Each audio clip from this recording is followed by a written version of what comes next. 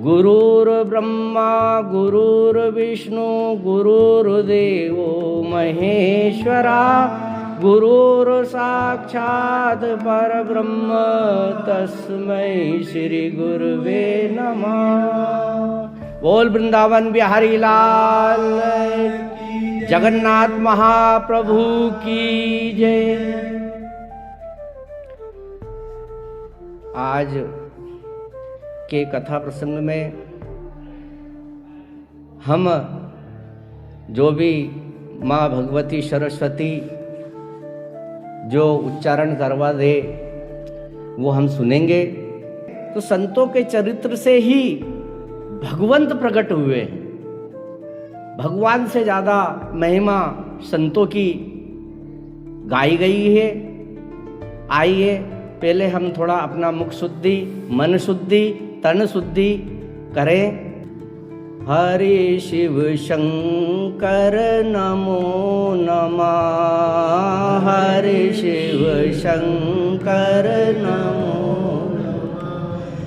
हरि शिव शंकर नमो नमः।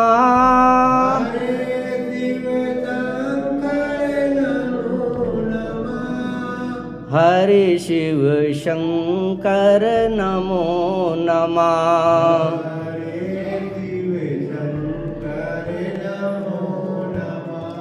पार्वती के चरण नमः।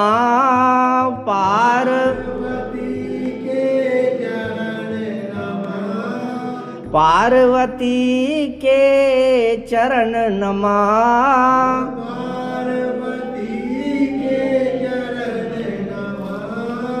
हरि शिव शंकर नमो नमः।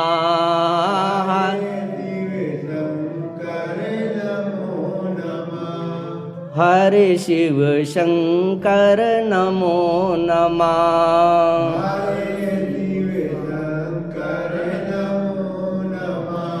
गणपति के चरण नमः।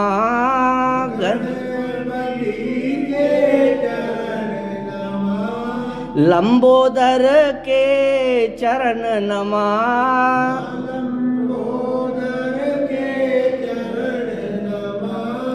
हरि शिव शंकर नमो नमः।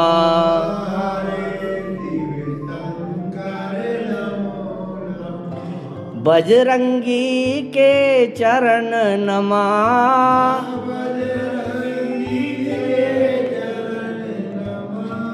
हनुमंत जी के चरण नमः।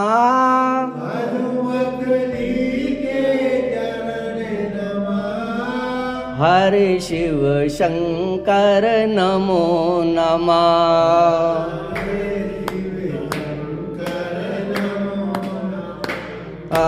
हरि शिव शंकर नमो नमः।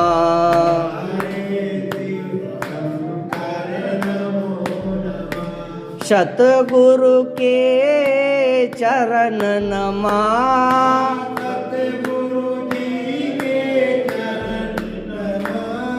सतगुरु जी के चरण नमः।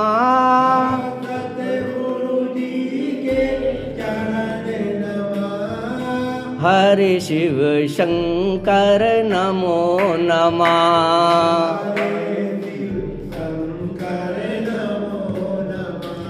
राम नाम में रमा रमा।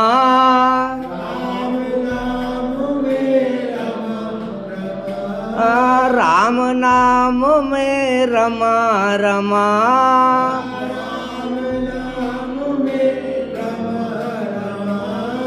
हरि शिव शंकर नमो नमः।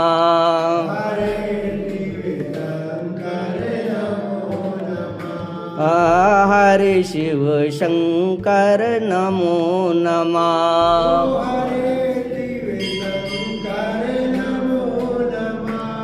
हरि शिव शंकर नमो नमः।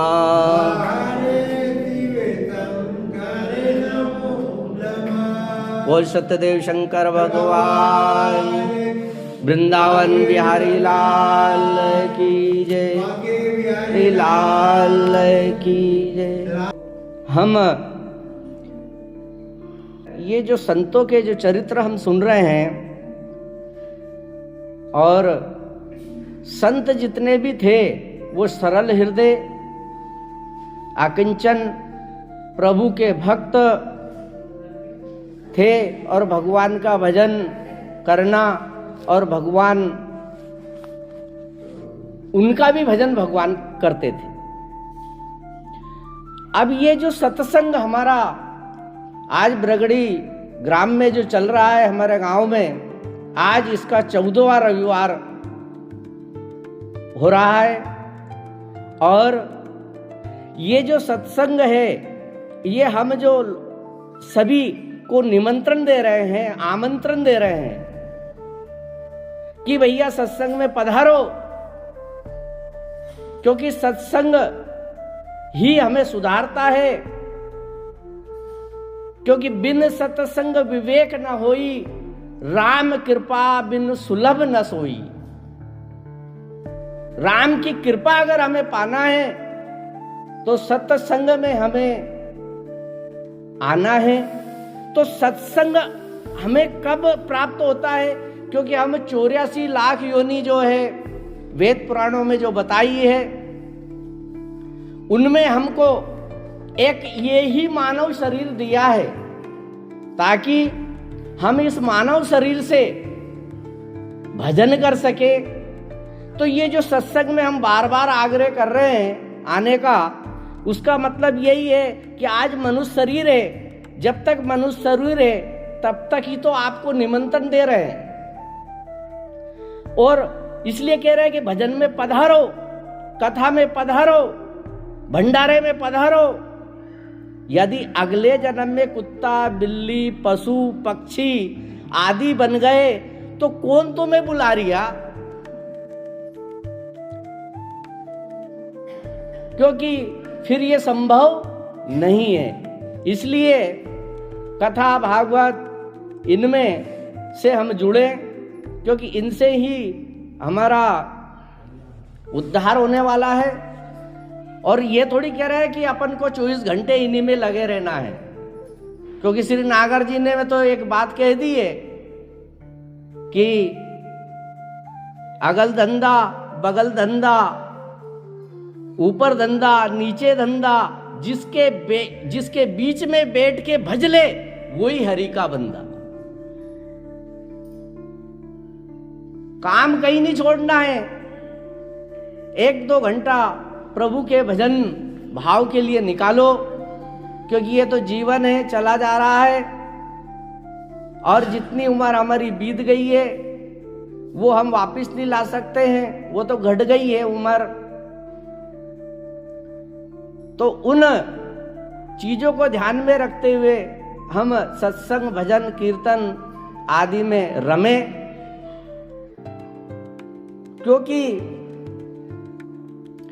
अगर उन चीजों में नहीं रमेंगे तो, क्योंकि आनंद इन्हीं में है। सच्चिदानंद रूपाए, सच्चिदानंद यानी भगवान का आनंद जो है वो इसी में है। और बाकी तो संसार हमारे लिए दुख रूपी है और दुख देने वाला है। कितने प्रकार के दुखों से हम लेस होते रहते हैं, कभी किस बात से, कभी किस बात से। आनंद एक परमात्मा में ही है। परमात्मा हमारा आनंद स्वरूप है और सतचित्त आनंद है, उसी में हमें वास करने के लिए संतों ने बार बार प्रेरित किया है।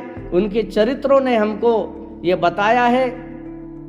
हम वो नहीं बन सके तो कोई बात नहीं, हमारा इनमें भगवान के भजन में आना, ऐसा हमें करते रहना चाहिए। आइए हम इसके ऊपर एक वृतांत सुनते हैं। एक सच्ची घटना, सत्य कथा, जो हमारे भारत देश में एक राज्य बिहार बिहार राज्य में एक जिला है बांका, और उसमें एक गांव है बब्बन गांव। बब्बन गांव, और ये भागलपुर के आसपास पड़ता है। वहां के एक भक्त शिरोमणि, और ये 50-60 साल की पुरानी बात है, कोई ज्यादा दिन की बात नहीं। वहां के एक भक्त रामकुंड उनका नाम था। रामकुंड भक्त जो थे वो उन्होंने गुरु दीक्षा ले ली और अपने गुरु का बड़ा सत्कार आदर करते थे। बड़े गुरुमुखी थे, अपने गुरु की आज्ञाओं का जो जो संकेत उनको मिलता रहता था वो करते रहते थे। धनवान भी थे साथ में। तो धन, कई बार भगवान के भजनों में धन अपना खर्च भी करते थे। एक बार लेकिन उनको सब प्रकार की मौज थी, धन का कोई अभाव नहीं था, लेकिन उनके जीवन में एक कमी थी। वो कमी उनको हमेशा खलती थी, खाए जा रही थी। उन्होंने एक बार गुरु आश्रम पर गए, गुरु जी का अभिवादन किया, चरण स्पर्श किया, बैठे आश्रम में, और दोनों पति पत्नी गए थे। तो दोनों पति पत्नी ने मिलकर गुरु जी से विनती की, प्रार्थना की कि हे गुरु जी, गुरु महाराज, हमारे पास भगवान का दिया सब कुछ है, लेकिन बस एक बात की कमी है। तो क्या? तो कि हमारे एक कोई संतान नहीं। गुरु जी को अपनी बात सुनाई। गुरु जी ने अपने भक्त, अपने शिष्य की बात सुनकर उनको कहा कि जाओ रामकुंड, मेरा आशीर्वाद है, तुम पुत्र रत्न को प्राप्त करोगे। दोनों पति पत्नी घर आए और भगवान की, परमात्मा की कृपा से, गुरु के आशीर्वाद से 1 वर्ष में उनके अंदर पुत्र रत्न की प्राप्ति हुई। आज भी हम देखते हैं ऐसे कई जगह, हम कहते हैं ना, औलाद मांगने गए थे और फलाने का देवरा करा, आज भी मिलते। तो वो तो पहुंचे हुए संत थे, पुत्र रत्न उनको प्राप्त हुआ। उसकी खुशी में उन्होंने अपने गुरुजी को अपने बब्बन गांव बुलाया और 3 दिवस का सत्संग का आयोजन करवाया। उसमें काफी संत महात्मा, भगत, बड़ा पंडाल लगा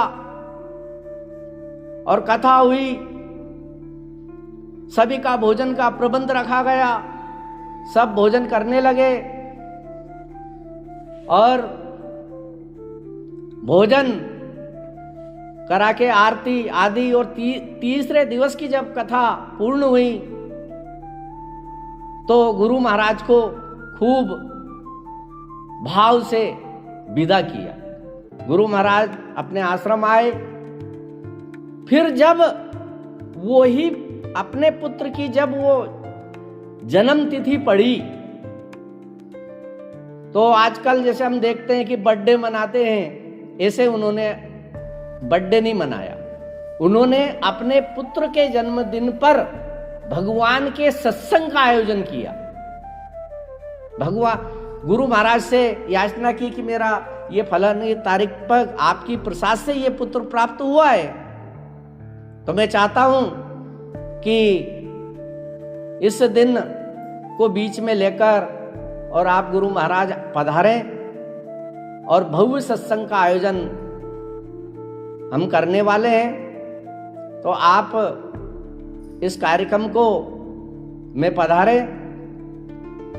गुरुजी उसके पुत्र के जन्म अवसर पर सत्संग करने पहुंचे। जब गुरुजी पहुंचे तो वहां तो बहुत बड़ा पंडाल, और भी पहले से ज्यादा, क्योंकि विज्ञापन वगैरह सब करवाया गया, तो काफी जनता वहां पर हुई। और गुरुजी का प्रवचन हुए 5-7 रोज जो भी उनने रखा, करते करते जब अंतिम कथा का दिन आया, प्रसाद भंडारा विशेष उस दिन होने वाला था। उस दिन एक घटना रामकुंड भक्त के यहां पर घटती है कि उनका जो लड़का था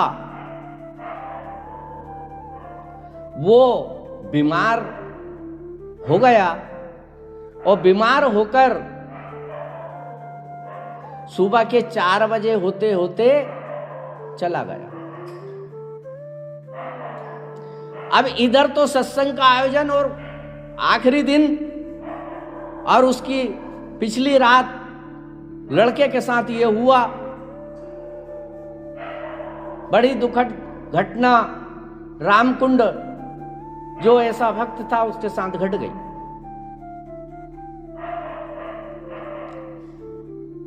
उन्होंने अपनी पत्नी को बुलाया और दोनों पति पत्नी ने विचार किया कि अपन इतने दिन से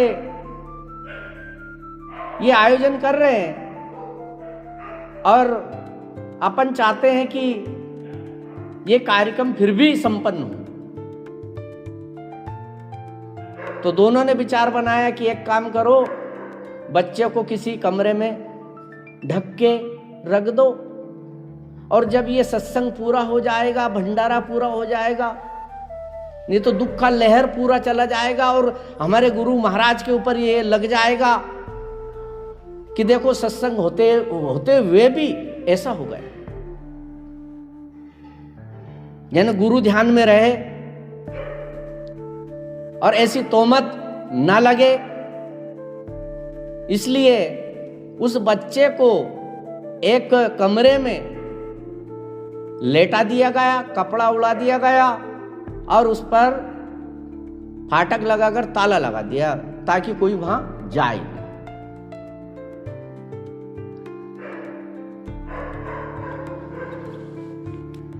तो इस प्रकार से जब ताला लगा दिया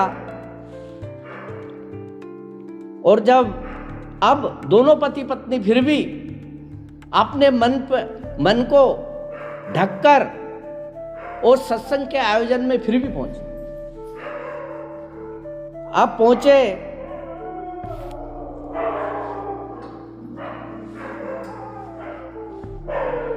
और सत्संग का आयोजन चल रहा है। तो कहने का भावार्थ यह है कि हम अगर ये भी ये सोचे कि सत्संग में भजन से भगवान की परिणति को बदल दें तो ये भी संभव नहीं, क्योंकि भगवान को भी अपने नियम मानने पड़े। जो आता है वो जाता है।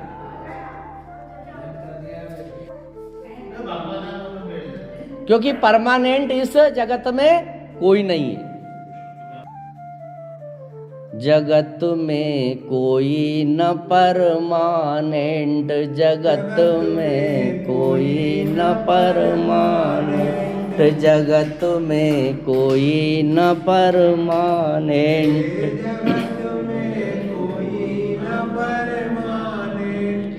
आवागमन लगी दुनिया में, जगत है रेस्टोरेंट, जगत में कोई न परमानेंट। आवागमन लगी दुनिया में, कोई न रेस्टोरेंट, जगत में कोई न परमानेंट। अंत समय में उखड़ जाएंगे तेरे तंबू टेंट,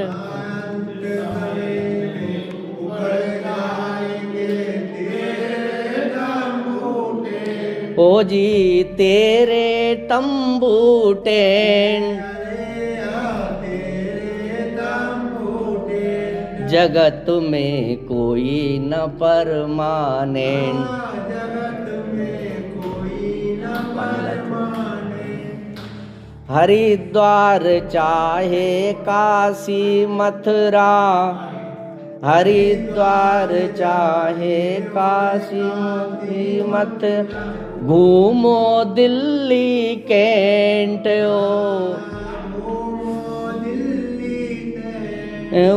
घूमो दिल्ली कैंट। मन में नाम गुरु का राखो, मन में राम गुरु का राखो, मन में राम गुरु का राखो, मन में राम गुरु का राखो।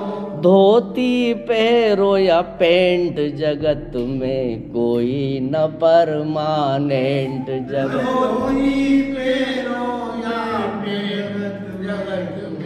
कोई न परमानेंट, जगत में कोई न परमानेंट।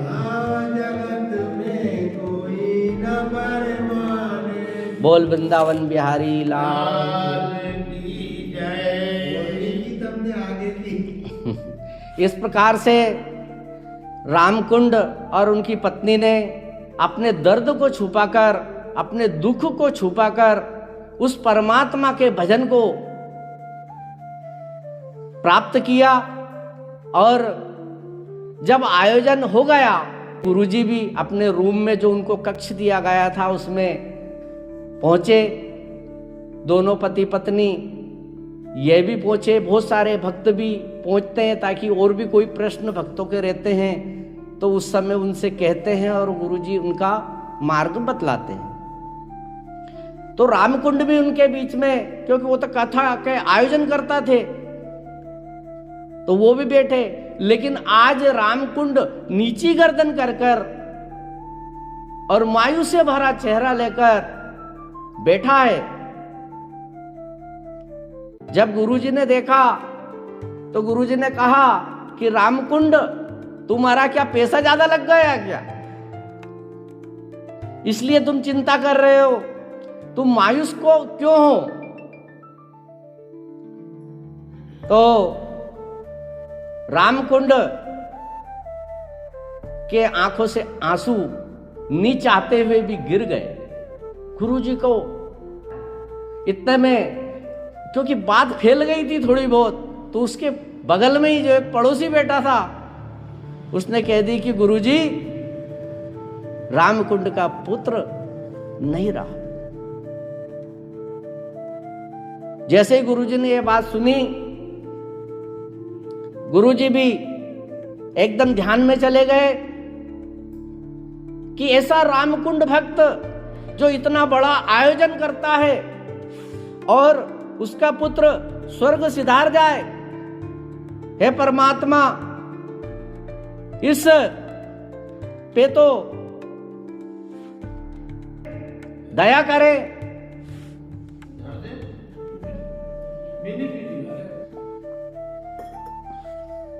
रामकुंड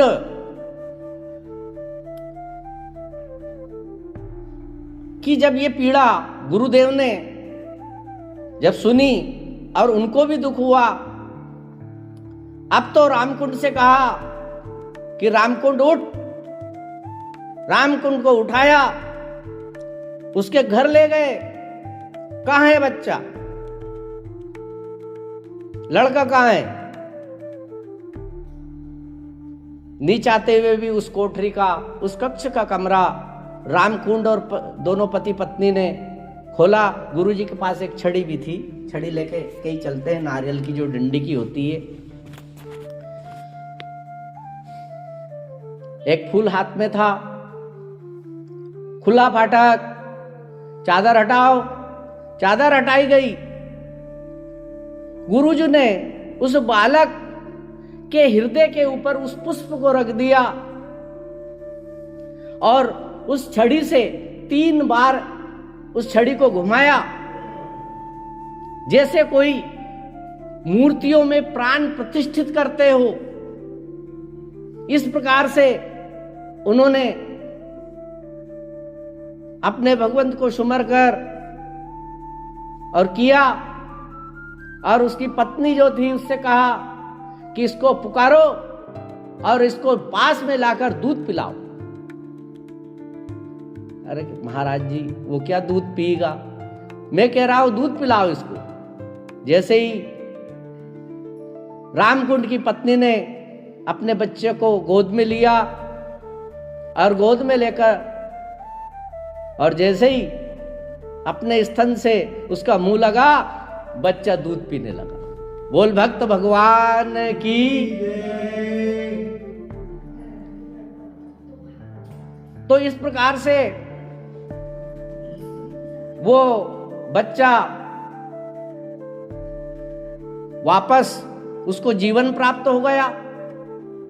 अब तो गुरु महाराज की दो ही पति पत्नी और भी वाहवाही करने लगे, पूरा गांव नगर इकट्ठा हो गया, गुरु जी का नाम का जयकारा लगने लगा और बड़े ही आदर के साथ गुरु जी को फिर वहां से विदा किया।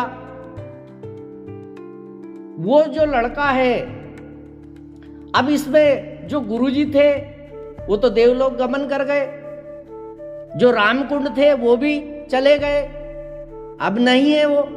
लेकिन वो लड़का आज भी बब्बन गांव में मेडिकल चलाता है। ये सत्य घटना है। बब्बन गांव में रामकुंड का लड़का आज भी जिंदा है।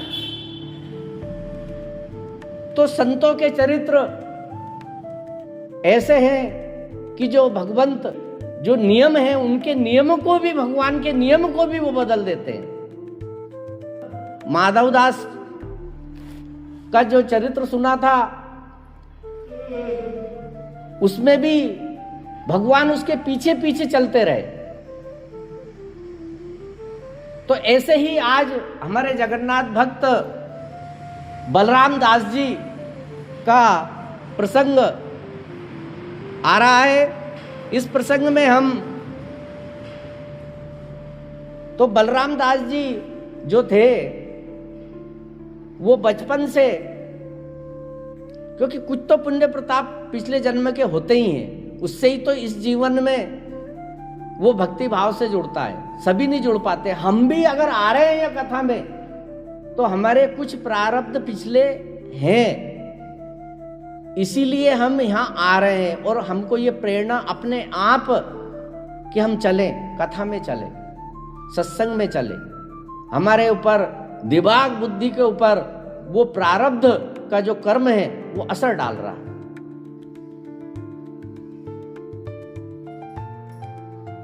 और जब सत्संग में आ रहे हैं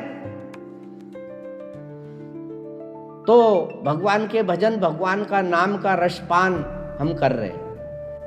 बलराम दास जी ऐसे जगन्नाथ भक्त हुए। उस समय भगवान जगन्नाथ के 5 सखा हुए।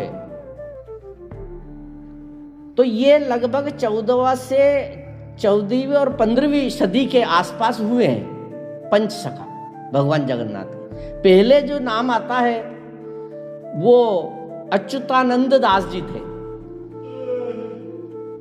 पहले जो भगवान जगन्नाथ के सखा थे। इन्होंने एक पुस्तक लिखी जिसका नाम था भविष्य मालिका। भविष्य मालिका ऐसी पुस्तक थी जिसके ऊपर आज यूरोपीय देश भी शोध कर रहा है। भविष्य मालिका, उन्होंने कलयुग के वृतांत को, आने वाले भविष्य को उस पुस्तक में लिख दिया। जैसे हम कल की पुराण की बात करें, उसमें भी कलयुग के बारे में वर्णन कर दिया गया है। ऐसे ही अच्युतानंद दास ने उड़िया भाषा में यह ग्रंथ लिखा भविष्य मालिका। उसकी कुछ भविष्यवाणी अभी तक सत्य सिद्ध भी हो गई है। उसमें कुछ चीजें बताई हैं, 1-2 चीजों को हम ध्यान में रखें। उसमें कहा गया था कि भगवान जगन्नाथ के शिखर से एक बड़ा पत्थर गिरेगा, तो वो गिर चुका है। और इसके बाद एक महामारी आएगी। तो कोविड-19 से हम ग्रसित होकर अभी निकले हैं 4-5 साल पहले। एक पत्थर गिरेगा और भगवान जगन्नाथ की ध्वजा में आग लग जाएगी। और कलयुग के अंतिम निर्णय में उनने ये बताया है, या अंतिम निर्णय जो भी हो, तृतीय विश्व युद्ध के बारे में उन्होंने बताया है कि जब भगवान जगन्नाथ के 22 सिड़ाव पर पानी समुद्र का फिर जाएगा, उस दिन ये तृतीय विश्व युद्ध होकर दुनिया नष्ट की कंगार पे आ जाएगी। 33 करोड़ बचेंगे, 60-65, जिसमें से 33 करोड़ भारत देश में होंगे। ये भविष्य मालिका की भविष्यवाणियां हैं। और इसके बाद दूसरे जगन्नाथ भगवान के सखा हुए वो अनंत दास जी थे, और तीसरे जो सखा हुए वो यशोवंत दास जी थे, और चौथे सखा जो श्री जगन्नाथ दास जी थे। भागवत महापुराण व्यास जी महाराज ने लिखी। इसी प्रकार से जगन्नाथ दास जी ने उड़िया भाषा में भागवत लिखी।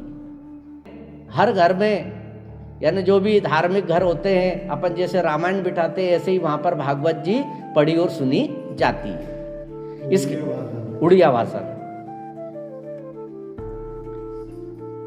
इसके बाद बलराम दास जी, ये 5वें सखा हुए जिनका हम बात कर रहे हैं। बलराम दास जी भगवान जगन्नाथ के ये 5वें सखा, जिन्होंने जगमोहन रामायण लिखी उड़िया भाषा में। ये भी उड़ीसा के घर घरों में, जैसे हम रामचरितमानस का पाठ करते हैं, ऐसे ही इसका पाठ उधर किया जाता है, जिसको डांडी रामायण भी कहते हैं। बलराम दास जी ने ये लिखी।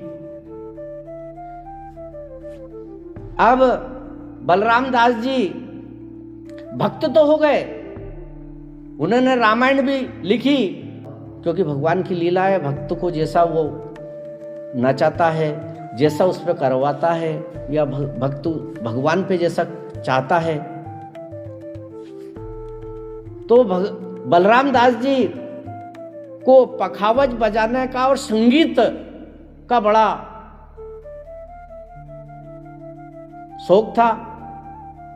भगवान जगन्नाथ महाप्रभु के मंदिर में अपने पदों को गाते थे और संगीत के साथ वो उनको प्रस्तुत करते थे। अब होता क्या है कि एक बार कुछ दिनों के बाद वहां पर एक नगर वेश्या, एक सुंदर वेश्या अप्सरा, इस प्रकार से वो भी वहां भगवान के भजन में नृत्य करने आने लगी। जब वो आने लगी, रामदास जी के संगीत और उनके पद को वो गाते थे और बजाते थे, तो उस पर वो नृत्य करने लगी। अब नृत्य करते करते बलराम दास जी का ध्यान भगवान जगन्नाथ जी महाप्रभु से हटने लगा, और उस नर्तकी के नृत्य में मन मुड़ने लगा। कहां तो जगन्नाथ भगवान के लिए वो गाते थे, लेकिन धीरे धीरे उनका गान भगवान जगन्नाथ महाप्रभु के मंदिर में गाते हुए भी उस नर्तकी में लगने लगा।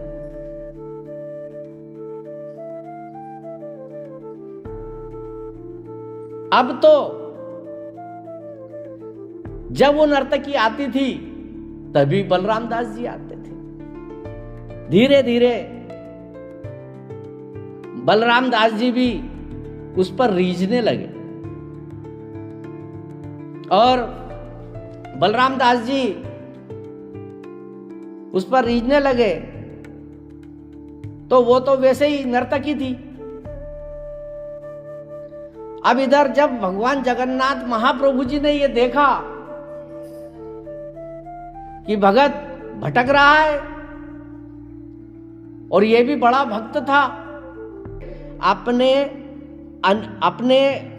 जो भक्त है उसको अपन से जोड़ लेता है। जब वो भक्त मान लेता है अपने आप भगवान अपने भक्त को, तो उसकी एक परीक्षा जरूर लेता है।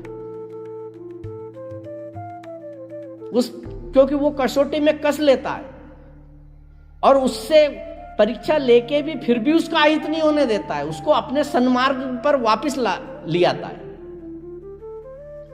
अब तो बलराम दास जी धीरे धीरे उसके घर भी जाने लगे, और उसी में उनका मन रमने लगा।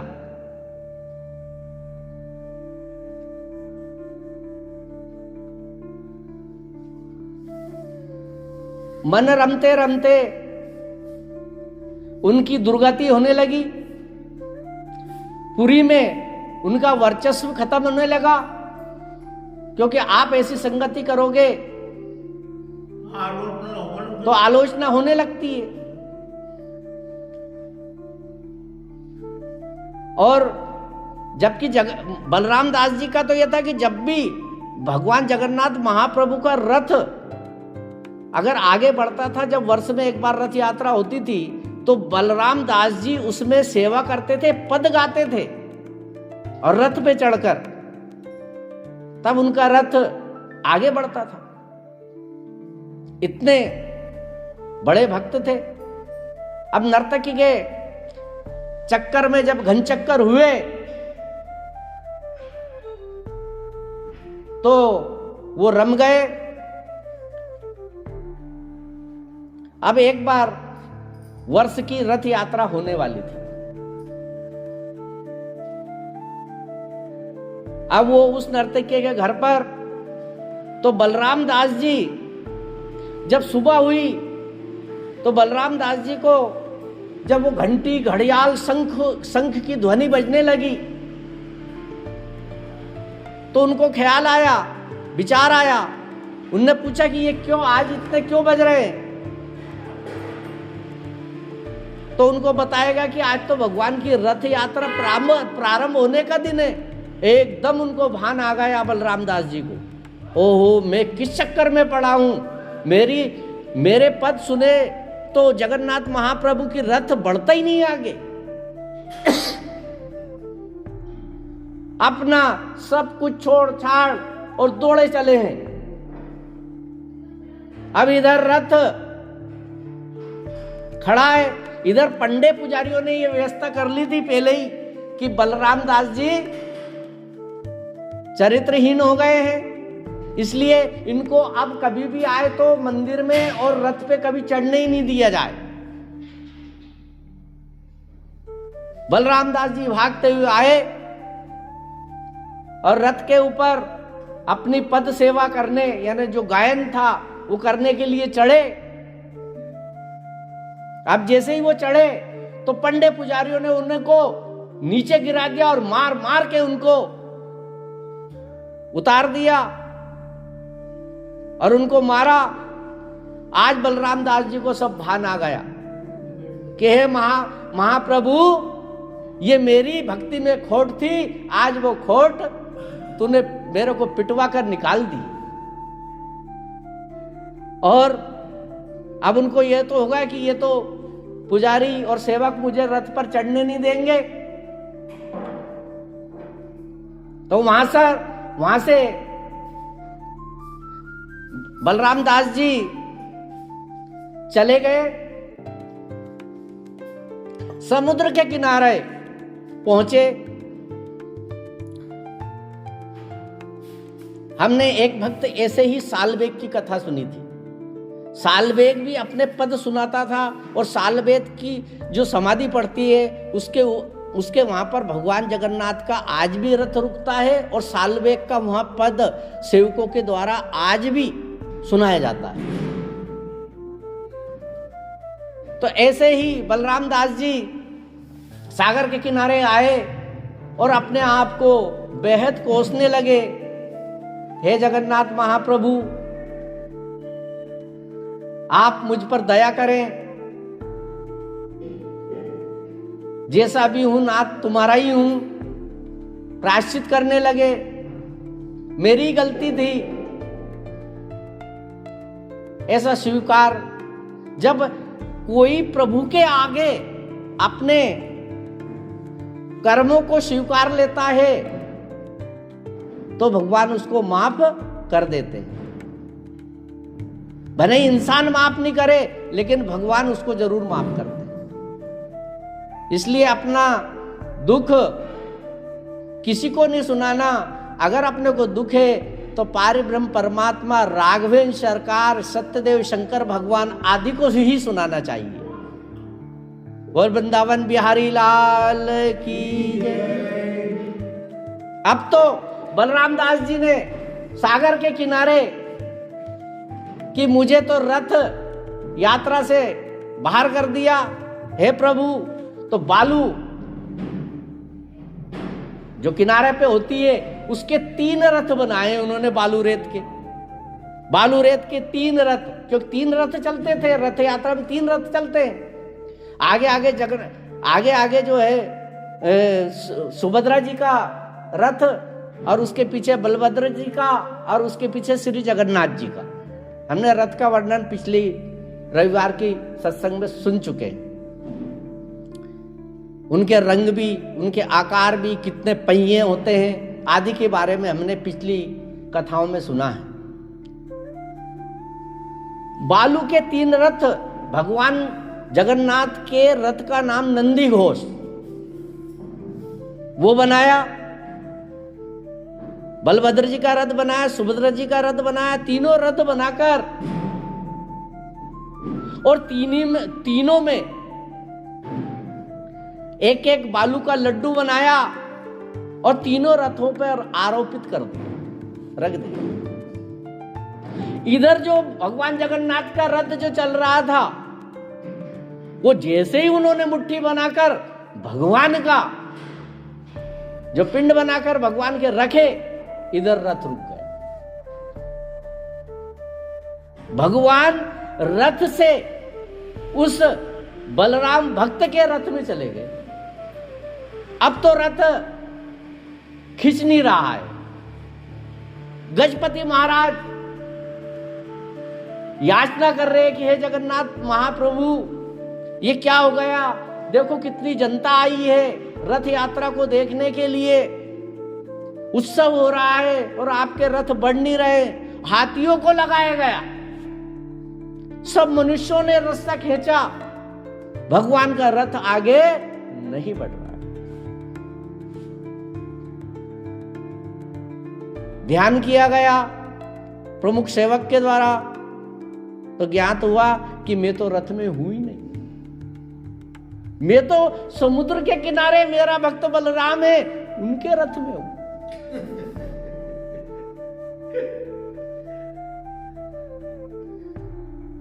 सारे पंडे पुजारी सब इकट्ठे हुआ कि ऐसी ऐसी बात है। इधर बलराम दास जी ने जब आरोपित कर दिया है भगवान जगन्नाथ महाप्रभु को और भगवान की स्तुति करने लगे हैं। आइए मीराबाई का एक बहुत सुंदर पद सुनते हैं हम। बाला में बेरागन होंगी, बाला में बेरागन होंगी, बाला में बेरागन होंगी, बाला में बेरागन होंगी, बाला में बेरागन होंगी, जिन भैसा मारो साहिब रीझे, जिन भैसा मारो साहिब रीझे, जिन भैसा मारो साहिब रीझे,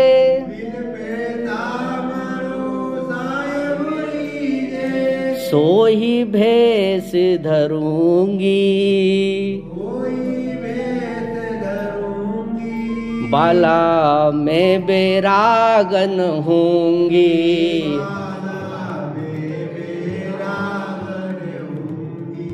सील संतोष धरू घट भीतर,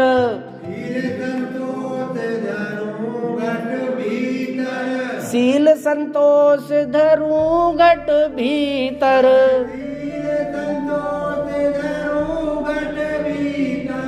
समता पकड़ रहूंगी, बाला में बैरागन होंगी,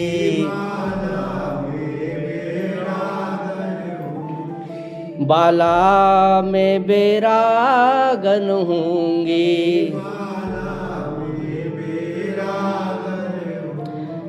जाको नाम निरंजन कहिए,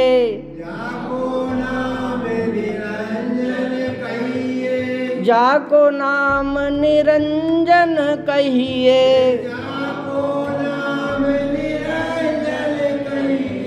ताको ध्यान धरूंगी, बाला में बैरागन होंगी, बाला में बैरागन होंगी। गुरु के ज्ञान रंगू तन कपड़ा, गुरु के ज्ञान रंगू तन कपड़ा, हाँ जी गुरु के ज्ञान रंगू तन कपड़ा, गुरु के ज्ञान रंगू तन कपड़ा। मन मुद्रा पहरूंगी, मन मुद्रा पहरूंगी, बाला में बैरागन होंगी, बाला में बैरागन। यातन की मैं करूं किंकरी,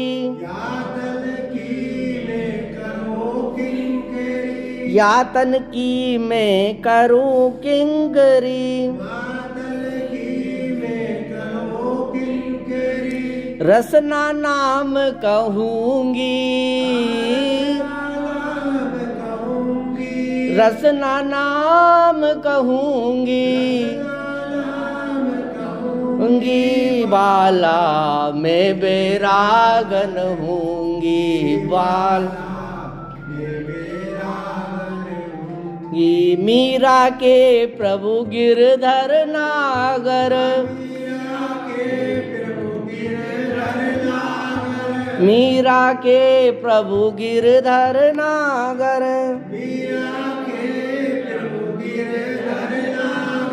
साधु संग रहूंगी,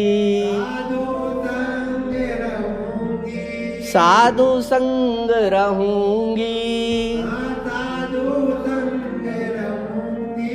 बाला में बैरागन होंगी, बाला में बैरागन होंगी, बाला में बैरागन होंगी, बाला में बैरागन होंगी। बोल मीराबाई की जय, भक्त बलराम दास की जय, वृंदावन बिहारी लाल की कर भगवान। इस प्रकार से बलराम दास जी अपने उन प्रार्थना करने लगे। प्रार्थना इतनी जब जबरदस्त हो तो भक्त के आगे भगवान भी नाचने लगते हैं। ऐसी भक्ति भाव बलराम दास जी करने लगे। इधर पंडे पुजारी जो थे और गजपति महाराज थे, क्योंकि उन्होंने ये बता ही दिया कि वो तो किनार पे बैठा हूं मैं, तुम यहां मेरे को रथ में ढूंढ रहे हो, मैं तो वो भक्त के साथ हूं। अब भगवान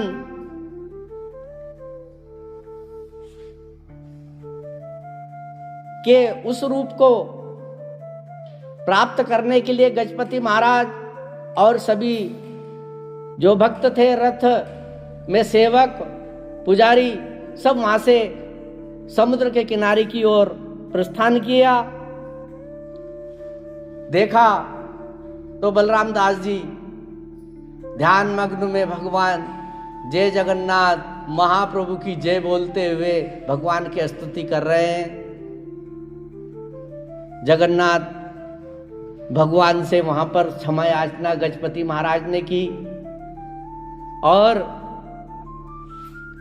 सारे पंडे पुजारियों ने बलराम दास जी से भी प्रार्थना की कि हमसे गलती हो गई, हे बलराम दास जी हम आपको समझ नहीं सके, आपने तो भगवान जगन्नाथ को यहां पर स्थापित कर लिया,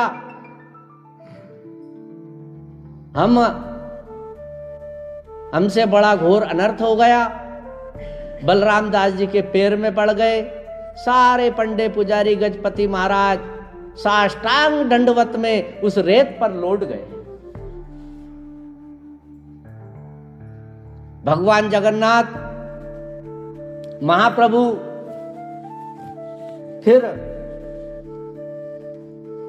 उनके उस रूप को बलराम दास जी ने प्रार्थना की कि हे भगवान आपकी मर्यादा जो रथ यात्रा की है वो खंडित हो जाएगी, आप वहीं विराजमान हो। जैसे ही बलराम दास जी ने भगवान जगन्नाथ महाप्रभु से कहा, भगवान जगन्नाथ और बलराम दास जी जगन्नाथ महाप्रभु के रथ पर वापिस आए और आकर उसमें प्रविष्ट हुए, बैठे और अब रथ खींचने लगे। तो इसी प्रकार से एक बार ये भी हुआ, अंतिम जो क्षण थे बलराम दास जी के, वो ये भी हुआ कि ये जब भी दर्शन करने जगन्नाथ महाप्रभु के जाते थे तो इसमें लक्ष्मी जी के दर्शन नहीं करते थे, क्योंकि वो रसोई की देवी जो है श्री क्षेत्र की वही थी जगन्नाथ महाप्रभु। जो भंडारा चलता था वो उनकी कृपा से चलता था।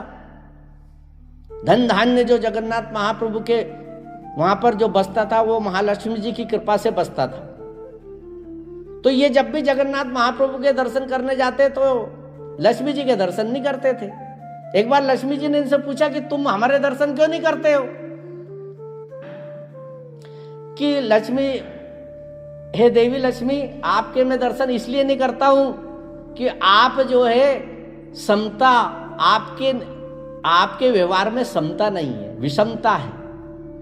तो विषमता क्या?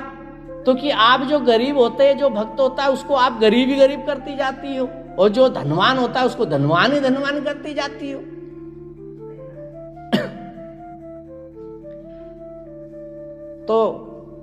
तो कि इसलिए मैं तो कि ये श्री क्षेत्र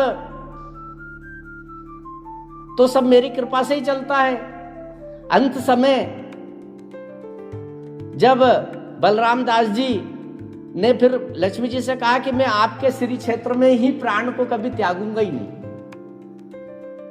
ये भी बात हुई। तो बलराम दास जी जब फिर अंतिम समय में जब जो श्री क्षेत्र का जो एरिया था जगन्नाथ महाप्रभु का, उससे दूर जाकर उन्होंने प्रयाण किया, वहां पर पहुंचे अंतिम उनके चरण में, अंतिम दिनों में। और जब वो अपने प्राण विलीन करने वाले थे, भगवान जगन्नाथ महाप्रभु प्रकट हुए, उनके साथ लक्ष्मी जी भी आई। अब लक्ष्मी जी को जब देखा और लक्ष्मी जी ने बलराम दास जी को देखा कि बलराम दास जी आप तो कहते थे कि मैं आपके श्री क्षेत्र में प्राण त्याग नहीं करूंगा, तो अब बताइए कि आप ये श्री क्षेत्र है कि नहीं है? तो कि देवी ये आपका श्री क्षेत्र नहीं है, मैं तो आपके श्री क्षेत्र से बाहर आ गया हूं। तो महालक्ष्मी जी ने कहा कि जहां पर श्री भगवान विष्णु, भगवान जगन्नाथ है और उनके साथ मैं हूं, तो वो जगह ही श्री क्षेत्र हो जाती है। तो ये श्री क्षेत्र ही है। इस प्रकार से उनमें वार्तालाप हुआ। दोनों के दर्शन करते हुए बलराम दास जी भगवान जगन्नाथ महाप्रभु के श्री चरणों में विलीन हो गए। बोल भक्त भगवान की जय। हम जो ये संत और भक्तों की जो कथा चरित्र सुन रहे हैं, इसका यही है कि भाव, आज ये जो मंदिर भी बनाया हमने बड़े भाव से बनाया है। इसकी एक एक ईंट उन लोगों ने बड़े भाव से लगाई है। वो लोग ही नहीं रहे जो इन्होंने इस हमारे इस मंदिर में इतना काम किया। मैंने देखा है, प्रायली आती थी, अरे लगे रहते थे निस्वार्थ भाव से, कोई पैसा भी नहीं। तो ये जो भाव है हमारा, भक्तों के भाव, और ये मंदिर से जो हमारा भाव जुड़ा हुआ है, ये हमारा भाव सदैव बना रहे। गोपाला तेरी सेवा हमसे ना बने रे, गोपाला तेरी सेवा हमसे ना बने रे, गोपाला तेरी सेवा हमसे ना बने रे, गोपाला तेरी सेवा हमसे ना बने रे, नंदलाला तेरी सेवा हमसे ना बने रे,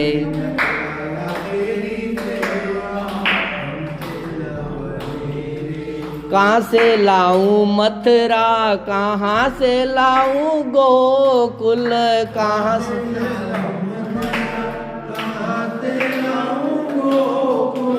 कहाँ से लाऊं मथुरा, कहाँ से लाऊं गोकुल,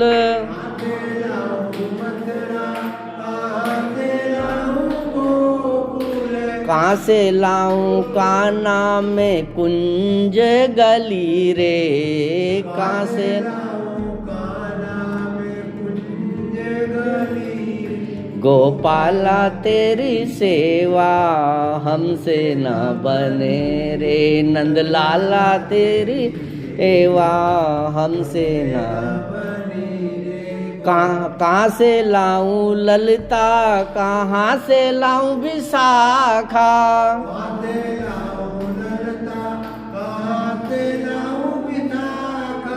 कहाँ से लाऊं ललिता, कहाँ से लाऊं विशाखा,